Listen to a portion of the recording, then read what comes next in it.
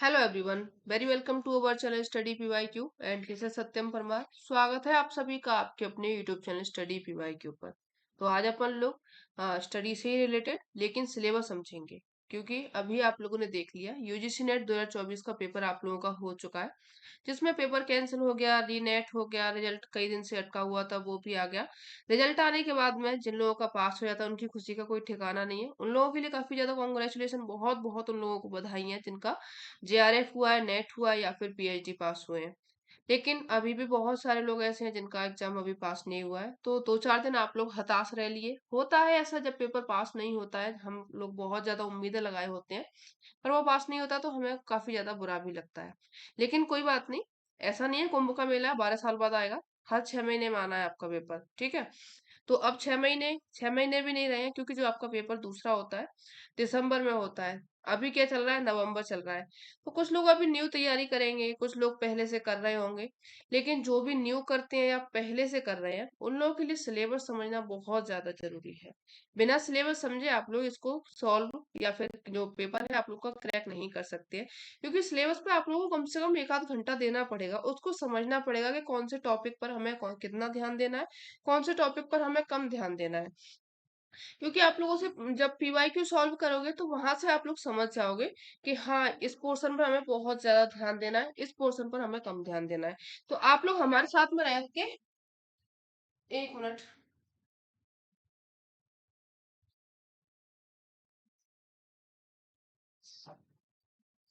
चल, बच्चे हैं, रोज आते हैं, कोई बात नहीं है। तो आप लोग हमारे साथ में रह के पहले तो सिलेबस समझेंगे अच्छे से कि कहाँ पे ज्यादा ध्यान देना है हमें, कहाँ पे बहुत कम ध्यान देना है। और इसको सबसे अच्छा समझने का तरीका होता है पीवाईक्यू। पीवाईक्यू आप लोगों ने कुछ सॉल्व कर लिए, कुछ आप लोगों को और सॉल्व करा दिए जाएंगे, ठीक है। लेकिन जो शुरू करें उससे पहले आप लोगों के लिए नॉलेज है कि टीजीटी, पीजीटी, यूपीएचसीएससी और साथ में यूजीसी नेट स्पेशल, इन आप लोगों के लिए बैच पूरा आ चुका है दिसंबर 2024 के लिए। अभी भी आप लोगों के पास में 2 महीने हैं। देखो, ऐसे लोग बहुत हैं जो 2 महीने में पूरा जेआरएफ क्लियर कर चुके हैं, तो आप लोग बहुत लेट नहीं हो। 1-1.5 महीने आप लोग अच्छे शांति से बैठ के पढ़ोगे, 6-7 घंटे दोगे ना अपने आप को, तो भी आपका पेपर क्लियर हो जाएगा। तो आप लोग को क्या करना है, आपका मन है बैच लीजिए, नहीं मन है मत लीजिए, लेकिन पढ़िए, ढंग से पढ़िए, पीवाईक्यू सॉल्व कीजिए, सिलेबस ढंग से देखिए, और उसके बाद में आप लोग नोट्स हैं, बुक हैं, जिससे भी आप लोग पढ़ रहे हो उससे पढ़िए। अगर आप लोग यहाँ से नोट्स लेना चाहते हैं तो यहाँ पे आप लोग को पीडीएफ नोट्स मिल जाएंगे, रिकॉर्डेड लेक्चर्स मिल जाएंगे, यानी कि जो लेक्चर हम लोगों ने पहले ले रखे हैं वो आपको मिल जाएंगे एक साथ इकट्ठा। यानी कि आप लोग 2-2 दिन में यूनिट करके खत्म करोगे ना तो भी आपका हो जाएगा। लाइव क्लास चलती ही है। टेस्ट सीरीज आप लोगों का हर 8 दिन में होता है। ऑफलाइन आप लोग डाउनलोड कर सकते हैं, यानी कि एक बार आप लोगों ने क्लास डाउनलोड कर ली तो उसके बाद में आप लोग की गैलरी में बनी रहेगी, चाहे जब आप लोग देखिए, सोते उठते बैठते जब भी आपका मन करे। कोई भी क्वेरी हो तो आप लोग इस नंबर से कांटेक्ट कर सकते हैं। तो चलिए अब चलते हैं अपने सिलेबस की तरफ में। तो आप लोगों से पूछा क्या जाता है, ये आप सभी लोगों को पता है कि जो आपका पेपर होता है यूजीसी नेट का, उसमें 2 पेपर आप लोगों से पूछे जाते हैं। एक पेपर फर्स्ट होता है जो सब लोगों के लिए कॉमन होता है, दूसरा पेपर सब्जेक्टिव होता है जिसमें आप लोगों से ज्योग्राफी में 10 यूनिट्स पूछी जाती हैं। 10 यूनिट्स में क्या है, 10 मिनट में सबसे पहले आप लोगों का सबसे बड़ा पोर्शन होता है ज्योग्राफी, सॉरी, जियोमॉर्फोलॉजी का, हिंदी में आप लोग इसको बोलते हैं भू आकृति विज्ञान, ठीक है। फिर उसके बाद में सेकंड में आप लोगों से पूछा जाता है जलवायु विज्ञान। थर्ड यूनिट जो होती है आप लोगों की वो समुद्र विज्ञान होती है। और चौथे नंबर पर आप लोगों से पर्यावरण भूगोल पूछा जाता है। फिर आपका जनसंख्या और बस्ती भूगोल, ये दोनों एक ही में पूछा जाता है। काफी ज्यादा इसमें थ्योरीज भी हैं और कुछ आपके डेटा वगैरह यहाँ पे आपको करना पड़ता है जनसंख्या से। और जनसंख्या से क्वेश्चन 2 से 3 सेंसस से क्वेश्चन पूछ लिए जाते हैं, तो ये अच्छा खासा आप लोग को इस पर फोकस करके चलना पड़ेगा। फिर आपकी आर्थिक गतिविधियां, क्षेत्रीय विकास एवं उनका भूगोल, ये आपका यूनिट 6 हो जाएगी। इकाई 7 में आप लोगों से सांस्कृतिक, सामाजिक और राजनीतिक, तीनों भूगोल एक साथ में मिलकर के पूछे जाते हैं। फिर आता है आप लोगों का 8वें पर भौगोलिक विचार, यानी कि जो थॉट्स वाला जो सेशन होता है, ठीक है, जिसमें आप लोगों को सभी स्कॉलर्स को याद रखना होगा, सभी स्कूल ऑफ थॉट्स को याद रखना होगा। तो उनके कुछ स्टेटमेंट हैं और उनकी कुछ बुक्स हैं, वो आप लोगों को याद रखनी होंगी, ये इसमें पूछा जाता है। फिर आता है आप लोगों का सबसे टफेस्ट, जो सब बच्चों को लगता है, 9 भौगोलिक तकनीकियां, ठीक है। जो आप लोग का ज्योग्राफिकल टेक्निक वाला पोर्शन होता है, ये आपका यूनिट 9 होता है। और सबसे एंड में सबका मिला जुला रूप आता है इंडियन भूगोल, यानी ठीक है, ये अपन लोग विश्व के पर्सपेक्टिव से यानी पूरे ओवरऑल वर्ल्ड का देखते हैं, और यहाँ पे अपन लोग स्पेसिफिक भारत का देखते हैं। जो इन सब में पढ़ के आ रहे हैं आप लोग, जो 9 यूनिट में पढ़ के आ रहे हैं, वो आप लोग इस पे अप्लाई करते हैं, ठीक है, जो आपका भारत का भूगोल है।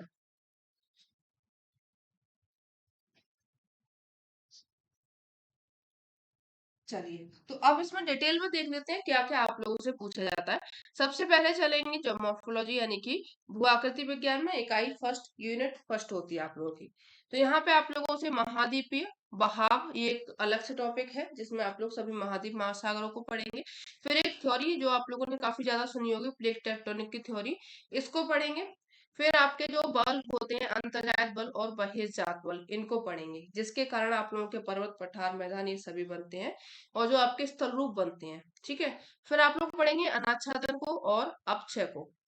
इसको पढ़ने के बाद में आप लोग भूआकृति चक्र में डेविस और पेंग को पढ़ेंगे। इसके साथ साथ आप लोग किंग को भी इसमें पढ़ेंगे, ठीक है। ये इनका क्या है, मॉडल है, जिसमें आप लोग इनके चक्र की सभी अवधारणाएं पढ़ते हैं, और कैसे स्थल रूप का विकास होता है, कौन कौन से स्थल रूप कब बनते हैं, ये इनके द्वारा समझाया गया है। फिर मैं आप लोग पढ़ते हो ढलान विकास के सिद्धांत। इसमें भी आप लोग इन्हीं लोगों को पढ़ते हो, बस इनका थोड़ा सा नाम चेंज कर दिया गया है, डेविस और पिंक का, ठीक है। इनकी प्रक्रिया पढ़ोगे। फिर पृथ्वी की हलचलें, हलचलों में क्या, जैसे भूकंप आ गया, भ्रंश बन रहे हैं, भूकंप के कारण ही बन रहे हैं, ज्वालामुखी आ रही है, और जो महाद्वीप है उनका मतलब जैसे विस्थापन हो रहा है या फिर चटकन पड़ रही है, ये सब आप लोग पृथ्वी की हलचल में पढ़ते हैं। जैसे आप लोगों ने सुना होगा ना, जैसे हर जगह पे कहीं ना कहीं कोई जो मकान है वो ढह गया, या फिर कहीं पे ज्वालामुखी फट गई, वहां पे आग लग गई, या फिर जो जैसे ज्वालामुखी में आप लोग कई सारे प्रकार पड़ जाते हैं, सक्रिय ज्वालामुखी, प्रसुप्त ज्वालामुखी, वो आप लोग जब डिटेल में जाएंगे तब इसमें पढ़ते हैं। फिर इसमें भूआकृतिक घटना और उनके भूआकृतिक खतरों के कारण, इसमें आप लोग पढ़ते हैं, जैसे भूकंप है, सुनामी है, भूस्खलन है, हिमस्खलन है, ये सभी आप लोग ज्योमोर्फोलॉजी में पढ़ लेते हैं, ठीक है। फिर सेकंड यूनिट आती है आप लोगों की जलवायु विज्ञान, क्लाइमेटोलॉजी। तो सबसे पहले यहाँ पे आप लोग वायुमंडल की संरचना पढ़ते हैं, यानी कि वायुमंडल में क्या क्या है, कितनी परतें हैं, नॉर्मली आप लोग कौन कौन सी गैसें वायुमंडल में कितने परसेंट में पाई जाती हैं, ये सभी वायुमंडल की संरचना में पढ़ लेते हो। और उसका संगठन, यानी कि किस किस से मिलकर के वायुमंडल बना हुआ है। फिर आता है आप लोगों का सूर्य तप, जिसमें आपका सूर्य से आने वाली जो किरणें होती हैं, उसमें कितनी एनर्जी धरती तक आती है, धरती से वापस होके फिर से सूर्य में चली जाती है, कहाँ पे किसका एब्जॉर्प्शन होता है, कहाँ पे कौन छोड़ देता है, वगैरह वगैरह आप लोग इसमें काफी ज्यादा पढ़ते हैं, जहाँ से आप लोगों से हर बार क्वेश्चन पूछा जाता है, इंपॉर्टेंट टॉपिक है। फिर आपका जो पृथ्वी का ताप बजट है, इसके ही रिलेटेड ये है, ठीक है। फिर तापमान को पढ़ेंगे, दबाव को पढ़ेंगे, हवाएं पढ़ेंगे। हवाएं में आप लोगों की जो समुद्र से चलने वाली हवाएं, स्थल से चलने वाली हवाएं, और जो आपकी पछुआ पवनें हैं, व्यापारिक पवनें हैं, बहुत सारी पवनें आप लोग लोकल विंड्स पढ़ते हो, तो ये सभी आप लोग इसमें पढ़ लोगे। फिर वायुमंडलीय परिसंचरण में पढ़ोगे आप लोग वायु द्रव्यमान, फ्रंटल्स यानी कि वाताग्र पढ़ोगे, ऊपरी वायु परिसंचरण, चक्रवात जो आप लोगों के आते हैं सभी जो महासागरों में, प्रति चक्रवात को पढ़ोगे, जिसमें मौसम शांत रहता है। फिर उसके बाद में आप लोग उष्णकटिबंधीय और समशीतोष्ण कटिबंधीय, यानी कि जो चक्रवात होते हैं, प्रति चक्रवात होते हैं, उसमें आप लोग दो तरीके के चक्रवातों को पढ़ लेंगे। एक होता है आप लोगों का उष्णकटिबंधीय चक्रवात, और एक होता है आप लोगों का समशीतोष्ण कटिबंधीय चक्रवात। इनको अक्षांशों के आधार पर बांटा गया है। फिर आएगा आप लोगों की कुछ थ्योरी जो यहाँ से पूछी जाती है। जैसे एक तो कोपेन ने वर्गीकरण किया है जलवायु का, और उन्होंने कुछ अपने अल्फाबेट्स दिए हैं जो ABCD के रूप में दिए हैं, उनको आप लोग पढ़ते हैं, जहां से आप लोगों से क्वेश्चन पूछा जाता है। स्पेसिफिक क्षेत्र के लिए उन्होंने स्पेसिफिक वर्ड्स दिए हैं, जो अल्फाबेट्स हैं वो कोपेन के द्वारा और थॉर्नथवेट के द्वारा, दोनों के द्वारा दिए गए हैं, ठीक है। तो इनको पढ़ने के बाद में आप लोग घटनाएं पढ़ते हैं अल्नीनो की और लानिनो की। अल्नीनो लानिनो को आप लोग यहाँ पे देखते हैं पूरे वर्ल्ड के पर्सपेक्टिव से, और लेकिन इसको लागू आप लोग करेंगे इंडिया में जब आप लोग भारत का भूगोल पढ़ते हो, तो वहां पे देखोगे कि लानिना का प्रभाव इंडिया में क्या हो रहा है, अल्निनो का प्रभाव क्या हो रहा है, दोनों को मिलाकर के बोला जाता है एनसो, यानी कि दक्षिणी दोलन इसको बोला जाता है। तो ये सभी अल्निनो, लानिना और दक्षिण दोलन, ये आप लोगों का एक टॉपिक है जिसको आप लोग मिल करके पढ़ते हो। फिर आएंगे आगे तो आप लोग मौसम संबंधी सभी खतरों को पढ़ेंगे, जिसमें आप लोग आपदाएं आती हैं, जो आप लोगों ने पढ़ा था ना उसमें ज्योमोफोलॉजी में उसी से रिलेटेड इसमें भी पढ़ोगे, जिसमें आप लोग चक्रवातों को पढ़ लोगे। आंधी जो आती है आप लोगों का बवंडर, जिसको आप लोग बचपन में हवा बोलते थे, वही वाली आंधी है जिसको डर के हम लोग तो मतलब पॉलिथीन में बांध के और जो सुतली होती है, रस्सी होती है, उसको बांध के छत पे खड़े हो जाते थे, वो हमारी पतंग बन जाती थी आंधी में। बवंडर जो कि एक धूल का काफी ज्यादा हवा टाइप का होता है, जिसमें कुछ सामने दिखाई नहीं देता है। ओलावृष्टि होती है, गर्मी पड़ती है, ठंडी होती है, ठंडी लहरें बहती हैं, सूखा पड़ जाता है, बादल फटते हैं। तो यानी कि ये कहीं ना कहीं आप लोग एल नीनो, ला नीनो, दक्षिणी दोलन और जो आप लोगों के परसंचरण है या फिर आप लोगों का जो संघनन है उसमें पढ़ लोगे। सभी एक दूसरे से रिलेटेड है। अभी आप लोगों को सिर्फ ये मोटा मोटा देख करके चलना है कि हमें कहाँ कहाँ क्या पढ़ना है। ठीक है। बादल फटते हैं, जो बहुत ज्यादा बारिश होती है, ये सभी क्या होती हैं, आपदाएं होती हैं। ये अच्छा नहीं होता है, इंसानों को कहीं ना कहीं दिक्कतें होती ही हैं। तो ये क्या बोला जाता है, इनको आपदाएं बोला जाता है। हिमनद झील का विस्फोट हो जाता है, जैसे आप लोग ग्लोब बोलते हैं।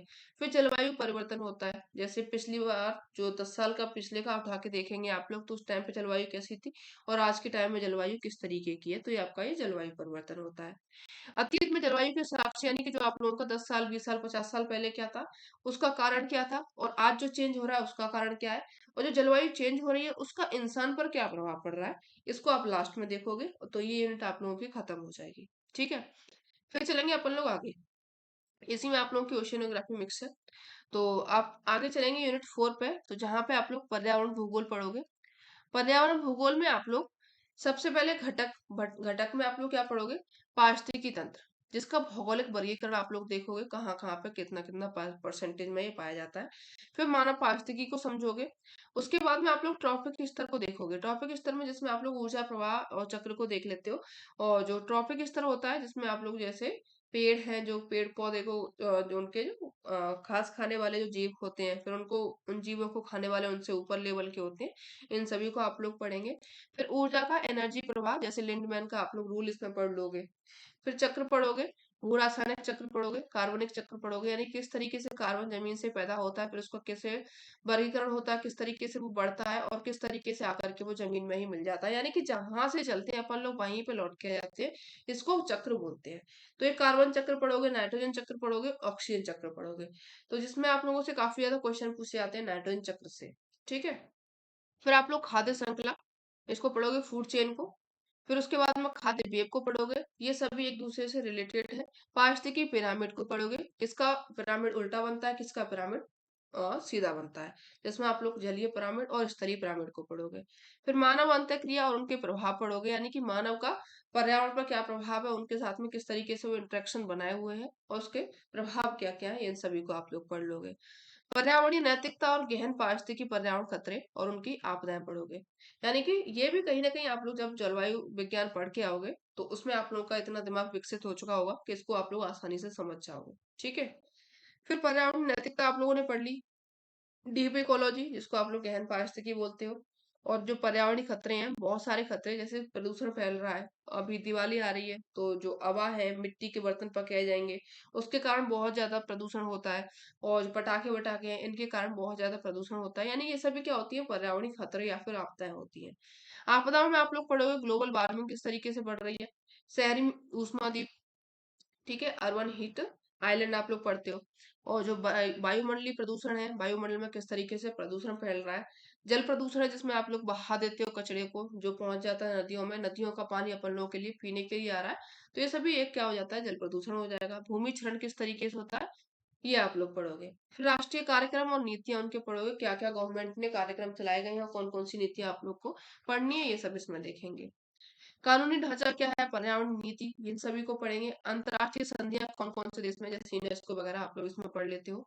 अंतर्राष्ट्रीय कार्यक्रम और नीतियां, नीतियों में आप लोग ब्रटलैंड आयोग, क्योटो प्रोटोकॉल, एजेंडा 21, सतत विकास लक्ष्य एवं पेरिस समझौता, कब हुआ था, कहाँ पे हुआ था, क्या क्या इसके फैक्ट्स रखे गए थे, इन सभी को आप लोग पढ़ोगे। तो ये यूनिट आप लोगों की कंप्लीट हो जाएगी। फिर चलेंगे आप लोग 5वीं यूनिट पे। तो 5वीं यूनिट आप लोगों की है जनसंख्या और बस्ती भूगोल। बड़ी यूनिट है, थोड़ा सा इसमें टाइम लग जाता है। और हाँ, यहाँ पे डेटा आप लोगों से काफी ज्यादा पूछा जाता है, तो डेटा पे आप लोग को ध्यान दे करके चलना होगा। जिसमें सबसे पहले देखो यहाँ पे दिया गया है जनसंख्या डेटा के स्रोत। अब डेटा आप लोगों को कहाँ कहाँ से लेना है, क्या क्या लेना है, तो जनगणना क्या है, सेंसस से लेना है, नमूना सर्वेक्षण, महत्वपूर्ण उनके आंकड़े क्या क्या है, डेटा विश्वसनीयता होना चाहिए और त्रुटियां नहीं होनी चाहिए। ये सभी आप लोग जब पढ़ोगे तो उसमें समझ जाओगे। ठीक है। विश्व जनसंख्या वितरण, आप लोग कहाँ पे कितनी जनसंख्या पाई जाती है और किस तरीके से वहां पे वो रह रहे हैं, क्यों कहीं पे ज्यादा जनसंख्या है, क्यों कहीं पे कम जनसंख्या है, उसको आप लोग पढ़ोगे। जिसमें माप यानी कि मेजरमेंट पढ़ोगे, पैटर्न पढ़ोगे, किस तरीके की जनसंख्या कहाँ पे निवास कर रही है, किस तरीके की उनको जलवायु चाहिए होती है, तो ये सब आप लोग इसमें पढ़ लोगे। विश्व जनसंख्या वृद्धि पढ़ोगे। फिर उसमें आप लोग प्रागैतिहासिक काल से आधुनिक काल तक, यानी कि जो जनसंख्या आप लोग प्रागैतिहासिक काल में कितनी थी, फिर किस तरीके से उनका विकास हुआ, किस तरीके से उन्होंने रहना सीखा, खाना सीखा, पीना सीखा, ये सब आप लोग इसमें पढ़ लेते हो। ठीक है। फिर जनसांख्यिकी के संक्रमण, इसमें आप लोग थॉमसन एंड नोटिस्टीन का सिद्धांत वगैरह पढ़ लेते हो। और इसके जो सिद्धांत यहाँ पे दिए गए हैं, देखिए माल्थस का, सेडल का, रिकार्डो का, थॉमसन का, नोटिस्टीन का, इनसे क्वेश्चन आप लोगों से पूछे जाते हैं। ठीक है। फिर आएंगे आप लोग प्रजनन को पढ़ेंगे। और उसके बाद में मृत्यु दर, किस तरीके से प्रजनन हो रहा है, किस तरीके से मृत्यु दर घट रही है, बढ़ रही है, इनका विश्लेषण करोगे आप लोग, सूचकांक बनाओगे, निर्धारण करोगे और विश्व के स्तर पर आप लोग इसको देखोगे।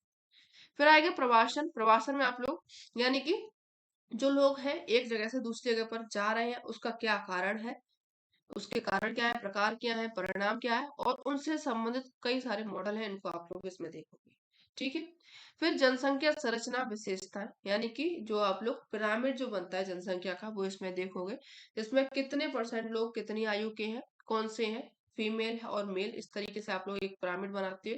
यहाँ पे आप लोग इनको दर्शाते हो, जिसमें आप लोग जीरो से ऊपर तक चलते हो, तो जिसमें आप लोग 0 से 65 तक, तो यहाँ पे आप बच्चों को दर्शाते हो, यहाँ पे बूढ़े बड़े लोगों को दर्शाते हो, बीच में जो आप लोगों की होती है वो वर्किंग पॉपुलेशन होती है, इनको दिखाते हो। तो ये आप लोग पिरामिड बनाओगे। फिर इसमें आप लोग पिरामिड अलग तरीके से ग्रामीण और शहरी जनसंख्या दिखाते हो, व्यवसायिक जनसंख्या दिखाते हो, और उनका भौगोलिक स्तर पर देखते हो कि कहाँ पे कितना निवास हो रहा है, इनको देखेंगे। और फिर आप अंत में देखेंगे विकसित और विकासशील देशों में जनसंख्या की क्या क्या नीतियां चल रही हैं। जो विकसित देश हैं उनसे हम विकासशील देशों को क्या क्या सीखना चाहिए, वो वाली जनसंख्या नीतियां हमें अपने देश में भी लागू करनी चाहिए, तो इसके आप लोग कंपैरिजन में देखोगे। फिर आता है आप लोगों का बस्ती भूगोल, जहां से आप लोगों से काफी इजी क्वेश्चन पूछे जाते हैं। ये आपको बड़ा देखने में लग रहा है, लेकिन इसमें आपको कुछ मॉडल्स, थ्योरी है, उन पे बहुत ज्यादा ध्यान दे करके चलना होगा। ठीक है। तो यहाँ पे देखिए बस्तियों से सबसे इजी क्वेश्चन पैटर्न से पूछा जाता है, यानी कि जिसमें आयताकार है, रेक्टेंगुलर है, या फिर आप लोगों का अरिया पैटर्न है। बहुत सारे पैटर्न बस्तियों के होते हैं, झुग्गी झोपड़ी बस्तियां, इसमें आप लोग पढ़ते हो। ग्रामीण बस्तियों की समकालीन समस्याएं, यानी कि क्या समस्या है ग्रामीण और शहरी में, उनके प्रवास क्या है, भूमि उपयोग में परिवर्तन क्या है, यानी कि पहले जहाँ पे कच्ची भूमियां हुआ करती थी, वहां पे खेती होती थी, अब वहां पे पक्के पक्के मकान बना दिए गए हैं, उसका कारण क्या है। तो ये सभी बहुत कुछ आप लोग इसमें पढ़ते हो। भूमि अधिग्रहण, जो लोग हड़प लेते थे, यानी कि मतलब कहाँ पे कौन लोग निवास कर रहा है, उसको हटा के कोई दूसरा रख ले, कर्जा वर्जा होता है, तो उसके कारण भी भूमि अधिग्रहण हो जाता है, तो इसको आप लोग पढ़ोगे। फिर शहरों की उत्पत्ति के सिद्धांत में आप लोग गॉर्डन चिल्डे का सिद्धांत, हेनरी पेरेल का और लुईस मूनफोर्ड का, इनके बारे में पढ़ोगे। इनकी कुछ स्टेटमेंट्स दिए गए, इनको भी आप लोग पढ़ोगे। फिर विकसित और विकासशील देशों में शहरीकरण की समस्या क्या है, इनको पढ़ोगे। प्रक्रिया क्या है, उनको पढ़ोगे। शहरी विकास के कारक, शहरीकरण के रुझान, और शहरी क्षेत्रों के आकार, संरचना और कार्य, इनको पढ़ोगे। यानी कि आप लोग कंपैरिजन करोगे शहर को और गांव को। तो शहर में क्या कारक है, कैसे उनका शहरीकरण हो रहा है, क्यों वहां पे लोग जा रहे हैं, क्या क्या उनको व्यवस्थाएं देखने को मिल रही है, क्या क्या उनकी सुविधाएं उनको मिल रही है, उसका आकार पैटर्न कैसा है, उनकी स्ट्रक्चर्स कैसे हो, और जो शहरी लोग हैं उनके कार्य क्या क्या है, ये सब आप लोग शहरी विकास में देख लोगे। ठीक है। फिर आता है शहरी प्रणाली में आप लोग पढ़ोगे, प्राइमेट शहर का नियम पढ़ोगे। ठीक है। फिर इसके बाद में आप लोग रैंक साइज रूल पढ़ते हो, और केंद्रीय स्थल सिद्धांत पढ़ते हो, जिसमें आप लोग क्रिस्टल और लॉस को पढ़ते हो। इनसे क्वेश्चन बहुत पूछे जाते हैं। और अब आप लोगों से पूरा पोर्शन इस तरीके से कवर कर लिया जाता है कि 4 ऑप्शन दिए जाते हैं, चारों में आप लोगों को चारों के नाम दे दिए जाते हैं। तो यानी कि आप लोगों को चारों के चारों पढ़ के जाने होंगे, जिनमें से कोई एक गलत दे देता है और 3 उसमें सही होते हैं। ठीक है। फिर शहर की आंतरिक संरचनाएं पढ़ोगे, और शहरी भूमि उपयोग के मॉडल्स को पढ़ोगे। मॉडल में आप लोग बर्गेस को पढ़ोगे, हैरिस को पढ़ोगे, उलमेन को पढ़ोगे, और होमर होयट को पढ़ोगे। ठीक है। इनके मॉडल पढ़ने के बाद में आप लोग मेगा सिटी की अवधारणाएं पढ़ोगे। मेगा सिटी की अवधारणाएं आप लोगों ने पढ़ ली। वैश्विक शहर क्या है, यानी कि जो मेगा सिटी है, क्यों मेगा सिटी उसको बोला जा रहा है, कितनी पॉपुलेशन वहां पे निवास कर रही है, क्या क्या वहां पे सुविधाएं हैं, कौन कौन सी शहरी व्यवस्था वहां पे देखने को मिल रही है, जिसके कारण मेगा सिटी बोला जा रहा है, और मेगा सिटी के क्या क्या गुण होते हैं वो आप लोग इसमें पढ़ोगे। किनारे के शहर पढ़ोगे, जो आप लोगों की जो मेगा सिटी होती है इनके किनारे बसे हुए शहर, इनको पढ़ोगे। बदलते शहरी रूप यानी कि पेरी शहरी क्षेत्र, जिसमें आप लोग जो गांव क्षेत्र होता है उसका बदलता हुआ रूप, शहर में परिवर्तन हो रहा है। ग्रामीण शहरी किनारा और उपनगरीय रिंग सैटेलाइट शहर, इन सभी क्षेत्रों को आप लोग पढ़ोगे। यानी कि सैटेलाइट शहर किसको बोला जाता है, रिंग एरिया कौन सा है, उपनगरीय क्षेत्र कौन सा है, और ग्रामीण शहरी उपांत कौन सा है, ये इसमें आप लोग पढ़ लोगे। ठीक है। फिर आएंगे शहर में सामाजिक अलगाव, यानी कि शहर और गांव के फिर से कंपैरिजन करोगे, किस तरीके से समाज में अलगाव है। जैसे आप लोग गांव में जाओगे तो वहां पे गांव में कॉलोनियां होती हैं, जैसे कि कुछ 8-10 घर हैं जो एक ही जो कास्ट होती है, मैं यहाँ पर कास्टिज्म की बात नहीं कर रही हूँ, लेकिन एक सिर्फ उदाहरण दे रही हूँ कि जो गांव ज्यादातर होते हैं उसमें कुछ कॉलोनियां या फिर जो आपके एरिया होते हैं, जैसे 20 घर हैं वो सिर्फ ठाकुर ठाकुर के या फिर जाट के हैं या फिर बनिया लोग बनिक समाज के हैं, इन सभी के बने हुए हैं। लेकिन जब आप लोग शहर में जाओगे तो आपको ऐसा देखने को नहीं मिलेगा। वहां पे एक कॉलोनी होगी, उसमें तरी तरीके के, ऐसा नहीं है कि सिर्फ ठाकुर जाट बनिया यही सब होंगे, और भी मतलब अन्य जगह जगह से महाराष्ट्रियन हो सकता है कोई वहां पे, उत्तरी उत्तर साइड का हो सकता है, तो कोई वहां पे पश्चिम साइड का हो सकता है, कोई पूर्वी साइड का हो सकता है। यानी कि सब तरीके के लोग आप लोगों को वहां पे देखने को मिल जाएंगे, और साथ में सभी अलग अलग संस्कृति के भी देखने को मिल जाएंगे।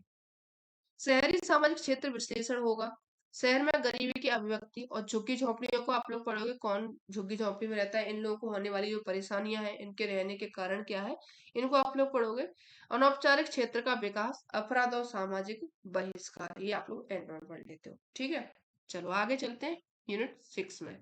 अब ऐसा नहीं है, आप लोग इसको आराम से पढ़ सकते थे, बिल्कुल पढ़ सकते थे, इसमें मैं कोई नया नहीं बता रही हूँ आप लोगों को, लेकिन कुछ मैसेज मेरे पास आए थे कि सिलेबस एक बार डिस्कस हो जाए, उसके बाद में आप लोग पढ़ाओगे, पीवाईक्यू सॉल्व कराना है या फिर हमें पढ़ाना है डायरेक्ट। सोच रहे थे कि 1-2 यूनिट आप लोगों की यूट्यूब पे भी करते हैं, तो इसलिए हम सबसे पहले आपका ये सिलेबस लेके आए थे। तो चलिए 6वीं यूनिट में देखेंगे आर्थिक गतिविधियां और क्षेत्रीय विकास का भूगोल। आर्थिक भूगोल में आप लोग पढ़ते हो आर्थिक गतिविधियों के स्थानिक संगठन को प्रभावित करने वाले कारक, जिसमें आप लोग प्राथमिक, द्वितीयक, तृतीयक और चतुर्थक।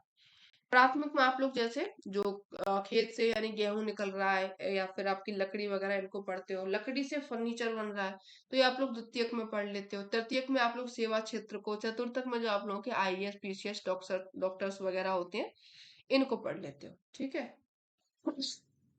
फिर आएंगे आप लोग प्राकृतिक संसाधन में, उनका वर्गीकरण कहाँ कहाँ पे किस तरीके से है, उनका वितरण कहाँ पे है, भंडारण कैसा है, कितना परसेंटेज कौन से क्षेत्र में है, सभी आप लोग विश्व के पर्सपेक्टिव से अभी यहाँ पे देख रहे हैं। इंडिया में अभी अपन लोग चलेंगे थोड़ा बाद में। ठीक है। और उनसे संबंधित समस्या क्या क्या हो रही है लोगों को, जो इंडस्ट्रीज लगी है उसका जो प्रभाव है वो वायुमंडल पर क्या क्या पड़ रहा है, ये सभी आप लोग इसमें पढ़ लोगे। प्राकृतिक संसाधन एवं प्रबंधन, ठीक है, जो प्राकृतिक संसाधन उनका किस तरीके से प्रबंधन किया जाए, मैनेजमेंट, ये आप लोग पढ़ लो। विकसित और विकासशील देशों में ऊर्जा संकट पढ़ोगे, यानी कि विकसित देश में ऊर्जा का संकट कैसा है, जो क्राइसिस आ रही है आप लोगों की, और विकासशील देश में कितना है और क्या कारण है उनके ऊर्जा संकट का, ये आप लोग पढ़ोगे। फिर आता है आप लोगों का अपना कृषि भूगोल। कृषि भूगोल में आप लोग भूमि क्षमता और वर्गीकरण को पढ़ोगे। उसके बाद में नियोजन पैटर्न को पढ़ोगे, जो भूमि उपयोग का नियोजन होता है। फसल पैटर्न पढ़ोगे आप लोग, जिसमें आप लोग की मिश्रित कृषि होती है, कोई अलग कृषि करता है, कई तरीके की कृषि आप लोग उसमें पढ़ लोगे। फसल संयोजन क्षेत्रों को चित्रित करने की जो विधियां हैं, कुछ विधियों को आप लोग इसमें पढ़ते हो जो कि काफी ज्यादा फेमस है, बीबर है, दोई और रफीउल्ला, इन तीनों को आप लोग पढ़ते हो। इसके बाद में अलग से आप लोग पढ़ते हो बॉन्थिनेन को, इनका पढ़ते हो भूमि उपयोग नियोजन मॉडल, काफी बार इनसे हर बार क्वेश्चन पूछा जाता है। और साथ में भूमि जो बीवर है, दोई है और रफीउल्ला, इनसे भी पूछा जाता है। और बाकी का हम आप लोग को बताते जाएंगे, जब यूनिट वाइज सिलेबस कंप्लीट करेंगे तो आपको और बताते जाएंगे कहाँ पे आप लोग को कितना ध्यान देना है। ठीक है। अभी आप लोग इतना ही समझिए। कृषि उत्पादकता मातक सॉरी मापन और निर्धारक, कृषि उत्पादकता में क्षेत्रीय विविधता क्या क्या है और विश्व की कृषि प्रणालियां क्या क्या है, ये आप लोग इसमें पढ़ोगे। फिर आएंगे आप लोग औद्योगिक भूगोल में। औद्योगिक भूगोल में जाएंगे तो वहां पे उद्योगों का वर्गीकरण देखोगे। उद्योगों का वर्गीकरण देखने के बाद में, यानी कि कौन सा उद्योग कहाँ पे ज्यादा स्थापित है, यानी कि देश के पर्सपेक्टिव से, पूरे विश्व के पर्सपेक्टिव से देखोगे आप लोग किसका उद्योग कहाँ पे है। इसमें आप लोग कई जगह के नाम आपको याद रखने होते हैं, मैच द फॉलोइंग में आप लोगों से पूछे जाते हैं।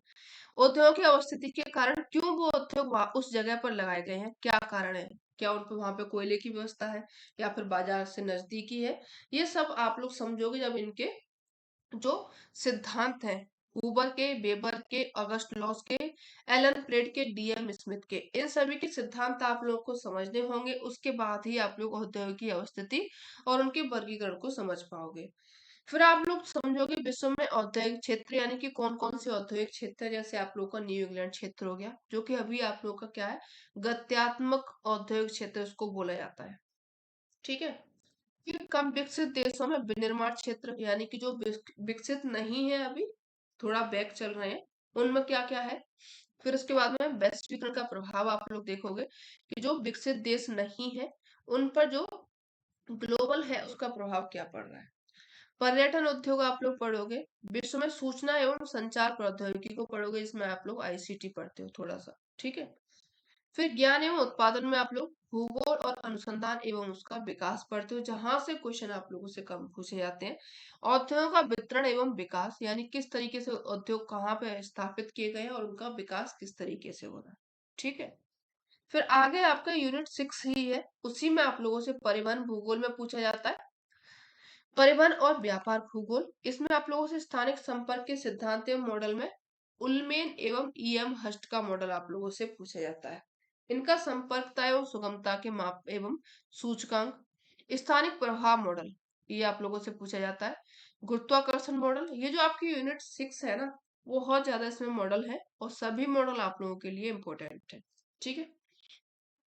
इनके प्रभाव विश्व व्यापार में देखा, संगठन देखा जाएगा, वैश्वीकरण और उदारीकरण जो आप लोगों की लिबरलाइजेशन है, इनको पढ़ा जाएगा। इसके बाद में विश्व व्यापार पैटर्न, अंतर और अंतर क्षेत्रीय सहयोग, व्यापार की समस्या एवं उनकी संभावना क्या क्या है। फिर आप लोग एंड में आते हैं यूनिट 6 में क्षेत्रीय विकास को पढ़ोगे, जिसमें क्षेत्रों का वर्गीकरण देखोगे, उनकी औपचारिकताएं देखोगे और जो काल्पनिक क्षेत्र है उनको देखोगे।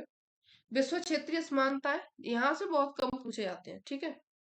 पूछे जाएंगे आप लोगों से यहाँ से क्षेत्रीय विकास के सिद्धांत में अल्बर्टो हर्समैन का मॉडल आप लोगों से पूछा जाता है, गुन्नार मेडल का और जॉन फ्राइडमैन का। इनसे ज्यादातर आप लोगों से इनके मॉडल पूछे जाते हैं और मतलब कहाँ कब दिया था इन्होंने अपना मॉडल, डेट पूछी जाएगी, मॉडल पूछे जाते हैं जो आप लोगों से मैच द फॉलोइंग में पूछे जाते हैं। ठीक है।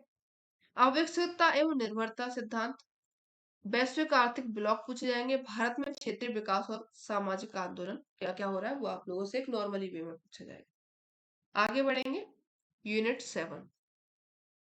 यूनिट 7 में आप लोग पढ़ते हो सामाजिक, सांस्कृतिक और राजनीतिक भूगोल को, जो एक आप लोगों का काफी ज्यादा समझने वाला है। इसमें 2 से 3 थ्योरी आप लोगों से पूछी जाती हैं, बाकी का आप लोग अपनी समझ से इसको सॉल्व कर दोगे। सामाजिक और, एक मिनट एक मिनट, चलिए,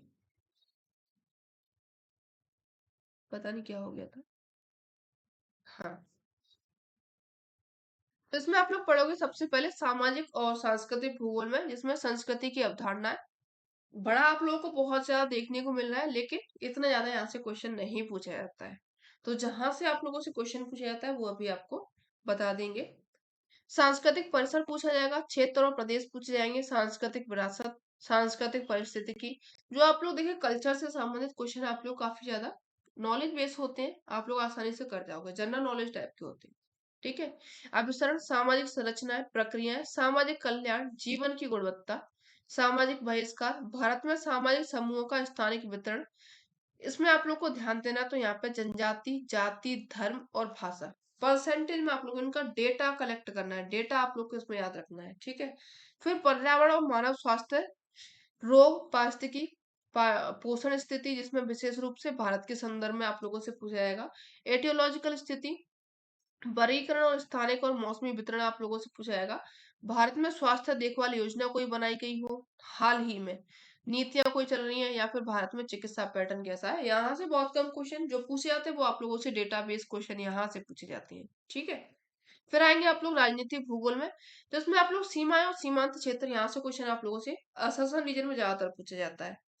भारत के विशेष संदर्भ में पूछा जाएगा। फिर आप लोगों से दो थ्योरी यहाँ पे पूछी जाती हैं जो काफी ज्यादा फेमस है। हृदय स्थल या फिर यहाँ पे हृदय भूमि दिया गया है, और दूसरा आप लोगों से लिमलैंड सिद्धांत पूछा जाता है। ठीक है। फिर राजनीतिक भूगोल में रुझान और विकास, संघवाद का भूगोल, भारत में चुनावी सुधार, इनसे आप लोगों को दिया गया है। सिर्फ आपको एक से दो बार पढ़ के जाना है, ज्यादा यहाँ से नहीं पूछा जाता है। पूछा जाता है तो वो एक यहाँ से पूछा जाएगा। ठीक है। चुनावी व्यवहार के निर्धारक, जलवायु परिवर्तन की भू राजनीति, विश्व संसाधनों की भू राजनीति, और हिंद महासागर की भू राजनीति, क्योंकि अपना इंडियन क्षेत्र में आता है इसलिए इसको पढ़ना है। क्षेत्रीय सहयोग संगठन, संगठन में आप लोग सार्क को पढ़ते हो, आसियान को पढ़ते हो, ओपेक को पढ़ते हो, ईयू को पढ़ते हो। स्थापना कब हुई, कौन कौन से देश शामिल है, कहाँ पे इनका मुख्यालय है, इससे ज्यादा आप लोग को इसमें नहीं पढ़ना है। विश्व प्राकृतिक संसाधनों का भू राजनीति, ये आप लोग इसमें पढ़ोगे। आगे बढ़ते हैं। ये है इम्पोर्टेंट टॉपिक। ठीक है, ये आपको अच्छे से पढ़ के जाना है, लेकिन कितना अच्छे से, तो इसमें आप लोग सिर्फ क्या करेंगे, पीवाईक्यू सॉल्व करेंगे। उनमें जो बुक्स आप लोगों से पूछी गई हैं, जो स्टेटमेंट आप लोगों से पूछे गए हैं, जो थॉट्स आप लोगों से पूछे गए हैं, और जो इनके द्वारा कही गई कुछ बातें हैं, कुछ इनके द्वारा किए गए योगदान है, वो आप लोग पढ़ के चले जाओगे ना, तो ये यूनिट आप लोगों की कंप्लीट हो जाएगी। ज्यादा ध्यान आपको इसमें नहीं देना है इम्पोर्टेंट बहुत ज्यादा, लेकिन पीवाईक्यू से ये पूरा पोर्शन सॉल्व हो जाएगा। ना मानो तो आप लोग पीवाईक्यू उठा के देखिए और फिर क्वेश्चन सॉल्व कीजिए, हो जाएगा। तो इसमें आप लोग को सबसे पहले देखिए, स्कॉलर्स पढ़ने होते हैं, इनके आपको क्रम याद रखने होते हैं, यानी कि उनको बिल्कुल क्रम से लगा करके चलना होता है। ग्रीक को पढ़ेंगे, रोमन को पढ़ेंगे, फिर उसके बाद में अरब पढ़ते हैं, अरब के बाद में आप लोग चीनी, कुछ भारतीय विद्वानों को भी पढ़ते हैं, जहां से आप लोगों से कम क्वेश्चन पूछे जाते हैं। भूगोलवेत्ताओं का योगदान, योगदान में आप लोग बर्नार्ड बारेनियस को, इमेनुअल कांट को, इनके बारे में आपको डिटेल में चलना है। अलेक्जेंडर बोन हम्बोल्ट का डिटेल पढ़ना है, कार्ल रिटर का डिटेल पढ़ना है, शेफर का, हर्ट्सोन का, जिसमें आप लोगों से ज्यादातर पूछा जाता है शेफर और हर्ट्सोन विवाद आप लोगों से पूछा जाता है। भौगोलिक विचार पर डार्विनियन सिद्धांत का प्रभाव देखा जाएगा। भारतीय भूगोल में समकालीन रुझान, जिस पर जैसे मानचित्र पर किसका जोर सबसे पहले, इसमें जो देखा जाता है सबसे पहले किसके द्वारा क्या कार्य क्या किया गया था, किसको किसका पिता कहा जाता है, ये आप लोगों से पूछा जाता है। विषयगत और पद्धतिगत योगदान पूछे जाते हैं, यानी किसने किस विषय में ज्यादा योगदान दिए हैं, वो आप लोगों से पूछा जाएगा। प्रमुख भौगोलिक परंपरा जैसे पृथ्वी विज्ञान, मानव पर्यावरण संबंध, क्षेत्र अध्ययन, स्थानिक विश्लेषण, इनके बारे में और स्कॉलर्स के बारे में पढ़ोगे। भौगोलिक अध्ययन में द्वैतवाद, द्वैतवाद को आप लोग पढ़ोगे। द्वैतवाद का जैसे बर्नहार्ड बारेनियस को काफी ज्यादा इनका माना जाता है।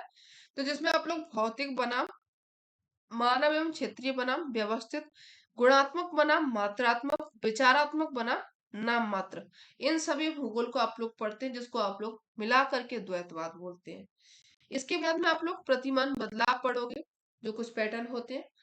भूगोल परिप्रेक्ष्य में आप लोग प्रत्यक्षवाद, व्यवहारवाद, मानवतावाद, संरचनावाद, नारीवाद, उत्तर आधुनिकतावाद, इसमें प्रत्यक्षवाद से कौन से स्कॉलर जुड़े हुए हैं, व्यवहारवाद से कौन से स्कॉलर जुड़े हुए हैं, किसने शुरू किया था, किसने इसमें योगदान दिया था, किसने इसमें कौन कौन सा कार्य किया था, और सिंपल आप लोगों से डेफिनेशन इसमें दे दी जाती है, जो पूछी जाती है किससे संबंधित है।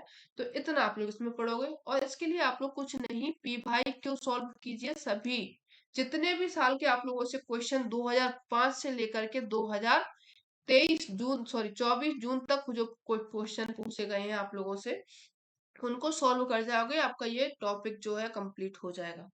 फिर आप लोग इसके तरफ से निश्चिंत होकर सोएंगे। आगे बढ़िए, question number, sorry unit number 9। ठीक है, थोड़ी बड़ी यूनिट है, थोड़ी सी ये टफ भी है। क्वेश्चन भी इससे ठीक ठाक पूछे जाते हैं, इस पर थोड़ा सा आपको ध्यान देना होगा। जिसमें सबसे पहले आप लोग भौगोलिक सूचना को आप लोग पढ़ते हो, डेटा के स्रोत को पढ़ते हो। डेटा के स्रोत में आप लोग स्थानिक और गैर स्थानिक डेटाओं को पढ़ते हो। मानचित्र के प्रकार को आप लोग पढ़ते हो, किस तरीके के दो तीन प्रकार के मानचित्र होते हैं, उनको आप लोग पढ़ोगे। फिर उनकी बनाने की तकनीकें क्या है, जिसमें आप लोग कोरोप्लेथ और इसमेट्रिक, डेसीमेट्रिक, कोरोक्रोमेटिक, फ्लो चार्ट्स, कई सारे जो टाइप्स होते हैं, किसका कहाँ पे यूज होता है, इनको आप लोग पढ़ोगे। मानचित्रों पर डेटा प्रतिनिधित्व, यानी कि पाई आरेख को पढ़ोगे, ये किस यूज में आता है। बार आरेख को पढ़ोगे, इसका यूज कहाँ पे होता है। रेखा ग्राफ का यूज कहाँ पे होता है। जीआईएस यानी कि डेटाबेस, जिसमें आप लोग रेखापुंज, वेक्टर डेटा को पढ़ते हो और रास्टर डेटा को पढ़ते हो। ठीक है, जहां से आप लोगों से वेक्टर डेटा और रास्टर डेटा को क्वेश्चन बहुत ज्यादा पूछे जाते हैं, और यहाँ पे क्वेश्चन आपसे असर्शन रीजन में ज्यादा पूछे जाते हैं। ठीक है। जीआईएस के कार्य, इसमें आप लोग रूपांतरण, संपादन और विश्लेषण को पढ़ोगे। फिर डिजिटल एलिवेशन में आप लोग डीईएम यानी कि जियो फेरेंसिंग, समन्वय प्रणाली, मानचित्र प्रक्षेपण और आपके डेटम पढ़ते हो। फिर जीआईएस अनुप्रयोग में आप लोग विषयगत पढ़ोगे, कार्टोग्राफी, स्थानिक निर्णय समर्थन प्रणाली को पढ़ते हो। रिमोट सेंसिंग में आप लोग आएंगे तो उनकी मूल बातों को पढ़ोगे, इनका यूज कहाँ पे होता है, किस तरीके से इनको अपन लोगों को ये लाभकारी है। विद्युत चुंबकीय स्पेक्ट्रम, सेंसर, प्लेटफॉर्म, संकल्प, प्रकार, वायु फोटो, सैटेलाइट छवि, व्याख्या, उनकी व्याख्या देखोगे। और फोटोग्रामेट्री तत्व, इन सभी को आप लोग देखोगे। फिर केंद्रीय प्रवृत्ति, फैलाव और उनकी असमानताएं देखोगे, कहाँ पे उनका फैलाव है, कहाँ कहाँ पे वो पाए जाते हैं, कहाँ पे नहीं पाए जाते हैं। फिर आप लोग सैंपलिंग में नमूनाकरण, नमूनाकरण की प्रक्रिया, परिकल्पना, परिकल्पना आप लोग कई स्क्वायर परीक्षण को देखते हो, टी स्क्वायर परीक्षण को देखते हो, एनोवा परीक्षण को देखते हो। समय श्रृंखला विश्लेषण देखोगे, सहसंबंध गुणांक में आप लोग देखोगे।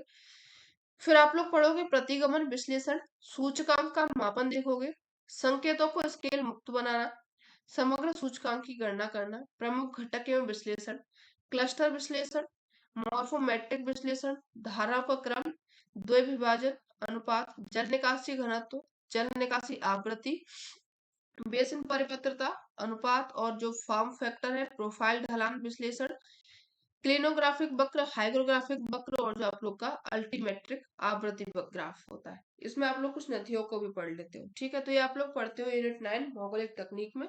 काफी ज्यादा बड़ा टॉपिक है ये, इसमें आप लोग को थोड़ा ज्यादा ध्यान देना पड़ता है, लेकिन टफ पड़ जाता है। कुछ लोगों को ये इजी लगता है, कुछ लोगों को काफी ज्यादा टफ लगता है। तो आप लोग सिंपल सोच के चलिए ना, आपको 105 से 110 क्वेश्चन सॉल्व करने हैं। ठीक है, 105 से लेकर के 110 क्वेश्चन सॉल्व करने हैं। तो हमें किस पोर्शन में हमारा दिमाग बहुत ज्यादा हार्ड चल रहा है, तो उसको सबसे पहले देखेंगे और उस पर बहुत ज्यादा ध्यान देंगे, क्योंकि उसके जो 10 के 10 क्वेश्चन है वो सही के सही होने चाहिए। तो इसका इस तरीके से आप लोग अगर लेकर के चलेंगे तो आपके सभी क्वेश्चन सही हो जाएंगे। आगे जो आपकी लास्ट यूनिट बचती है वो है भारत का भूगोल। जो आप लोगों ने पूरे 9 यूनिट देखी है ना, उन सब लोगों को आप लोग यहाँ पे लागू करते होंगे। अब जैसे आप लोगों ने भूआकृति विज्ञान देखा, तो भूआकृतिक क्षेत्र आप लोग देख लोगे, जिसमें आप लोग भारत के पर्सपेक्टिव से पर्वत, पठार, मैदान, इन सभी को पढ़ लोगे, उनकी विशेषताएं पढ़ लोगे। अपवाद तंत्र में जिसमें आप लोग हिमालय नदियों को देखते हो, प्रायद्वीपीय नदियों को देखते हो, जिसमें उनकी सहायक नदियां देखते हो, कहाँ से उनका उद्गम है, कहाँ कहाँ से होकर के बह रही हैं, इनको पढ़ोगे। फिर आप लोग जैसे वहां पे जलवायु में पढ़े, तो यहाँ पे जलवायु की मौसम संबंधी विशेषताएं क्या है, जलवायु का विभाजन, भारतीय मानसून एवं उनके तंत्र एवं विशेषताएं पढ़ोगे।